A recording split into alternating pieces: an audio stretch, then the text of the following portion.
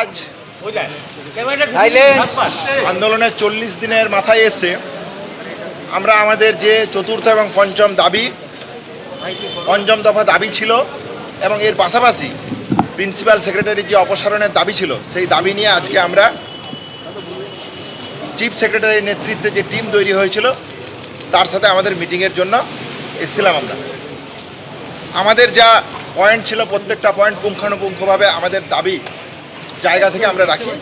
কেন রাখি? আমরা মনে করি এই দাবিগুলো যুক্তিসঙ্গত এই জায়গা থেকেই, যাতে দ্বিতীয় অভয়া আর তৈরি না হয় কোনো কলেজের বুকে। এই পরিস্থিতি যেন পশ্চিমবঙ্গের কোনো মেডিকেল কলেজ থেকে শুরু করে যে কোনো কলেজে কখনো পরিলক্ষিত হতে না হয়, সেই জায়গা থেকে, সেই ইম্পর্টেন্সকে, সেই গুরুত্বের জায়গা থেকেই আমরা আজকে এই মিটিংয়ের জন্য এসেছিলাম। আলোচনা সমস্ত দাবি দাবাগুলো নিয়ে হয়েছে। তারা আমাদের যে চতুর্থ এবং পঞ্চম দাবি ছিল সেখানে থ্রেড কালচার থেকে শুরু করে হাউস টপ কাউন্সিলিংয়ের যে অস্বচ্ছতা, সেখান থেকে শুরু করে ডব্লিউবিএমসি ইলেকশনের যে সমস্যা, রোগী পরিষেবা নিয়ে যে ব্যাহত, এবং চতুর্থ সেফটি সিকিউরিটির প্রশ্নে সিসিটিভি থেকে শুরু করে সেমিনার রুম, ওয়াশরুম থেকে শুরু করে, এবং হচ্ছে যে কলেজ কমিটিগুলোতে আইসিসি তৈরি করা, যে কমিটিগুলো থেকে এতদিন থ্রেড কালচার এবং সিন্ডিকেট রাজ চলতো, হোস্টেল কমিটি থেকে শুরু করে অ্যান্টি রেগিং কমিটি থেকে শুরু করে, যেগুলো কুকুর ভাষা হয়ে দাঁড়িয়েছিল এতদিন, সেইগুলোর সম্পূর্ণ অপসারণ থেকে শুরু করে নতুনভাবে সেগুলো রিস্ট্রাকচার করা টাস্ক ফোর্সের মাধ্যমে, এবং কলেজ ওয়াইজ যে টাস্ক ফোর্স তৈরি করা, এবং সমূলে যে অপসংস্কৃতি কলেজগুলোর বুকে চলতো সেই গণতান্ত্রিক পরিবেশকে, সেই অপসংস্কৃতিকে মুছে ফেলা এবং গণতান্ত্রিক পরিবেশকে আরও বৃহত্তর করার জন্য রেসিডেন্ট ডক্টর অ্যাসোসিয়েশন এবং স্টুডেন্ট ইউনিয়নের যে দাবি আমরা রেখেছিলাম সেই দাবি নিয়ে আলোচনা হয়।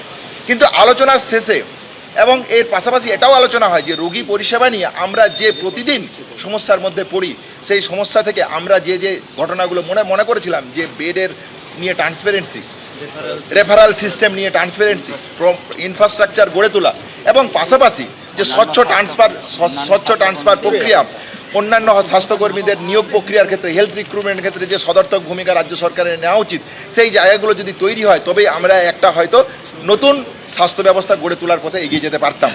যাই হোক, আলোচনা অনেক হয়েছিল, কিন্তু যখন যে জায়গাটা থেকে সমস্যার সৃষ্টি হলো সেটা হলো যখন আমরা চাইলাম যে আলোচনা হলো তার একটা মিনিটস আপনারা আমাদেরকে দিন, মিনিটস যা আলোচনা হলো তার জায়গা দিন। কিন্তু দেখা গেল সেই জায়গায় চিফ সেক্রেটারি স্যার জানালেন যে তিনি এগুলো দিতে পারবেন না।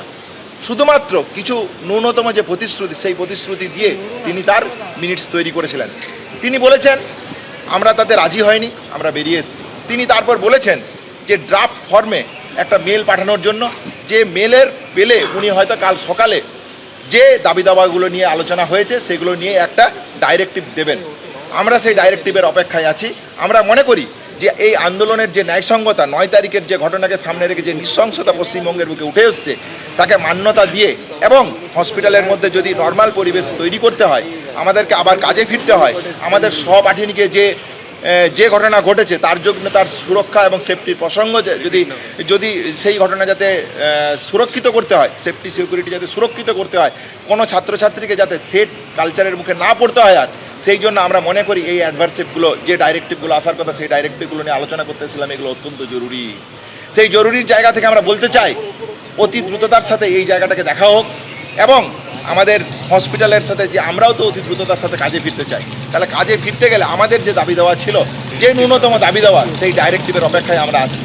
আমরা মনে করি যে রাজ্য প্রশাসন যদি আমাদের আন্দোলনের প্রতি সদর্থক থাকেন এবং আমাদের দাবিকে ন্যায়সঙ্গত বলে মনে করেন, আমি মনে করি অতি দ্রুততার সাথে তারা এই পদক্ষেপ গ্রহণ করবেন।